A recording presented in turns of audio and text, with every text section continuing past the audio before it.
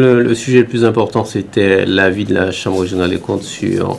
l'analyse du budget de la ville, puisque au mois de septembre, on avait voté une décision modificative qui mettait en déficit le budget principal, puisqu'on avait créé un budget annexe pour la construction du lycée, de l'école de Pigeon, parce qu'effectivement, c'était une volonté politique de pouvoir sanctuariser les recettes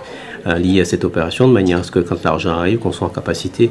de payer tout de suite les entreprises. Et donc, par conséquent, le transfert des recettes vers un autre budget, vers un autre compte, a déséquilibré le budget principal. Et la Chambre l'a confirmé que le budget principal avait un déficit de 930 000 euros, que par contre, le budget annexe qu'on avait créé avait un excédent de plus d'1 million. Et donc, quand on additionne les deux, on arrive à un budget qui est en excédent de plus de 91 000 euros. Donc j'allais dire, ce sont des jeux d'écriture, ça peut choquer les uns les autres, c'est ceux qui n'ont pas forcément la maîtrise de la comptabilité publique, de voir que le budget de la ville, en tout cas le budget principal, a un déficit de près d'1 million d'euros. Mais ce qu'il faut retenir, c'est qu'à côté, on a un budget annexe qui est en excédent de plus d'1 million, et donc quand on additionne les deux, on est plus qu'en équilibre, puisqu'on a un excédent de 91 000 euros.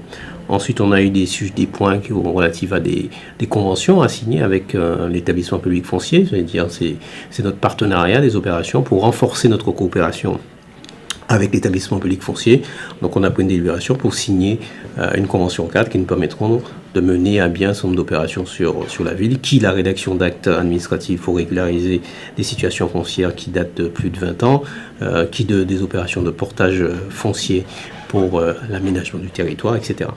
Oui, c'est sûr que la solution toute simple et la plus facile aurait été d'augmenter les impôts, mais comme j'ai toujours dit, je considère que Bouillante est un territoire fort potentiel, mais sur lesquels on a une population qui est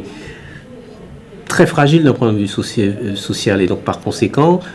tant qu'on pourra avancer et assurer notre développement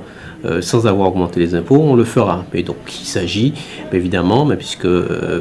faire du développement, ce sont des dépenses, donc il s'agit d'aller chercher l'argent ailleurs, de trouver des astuces comptables, des astuces, de faire preuve d'ingéniosité pour qu'on puisse assurer le développement de Bouillante sans avoir augmenté les impôts. Et pour le moment, on y arrive. Donc,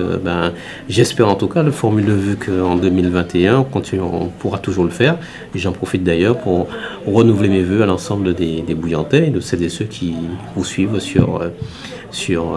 votre publication, de manière à ce que l'année 2021 soit bien meilleure que l'a été l'année 2020.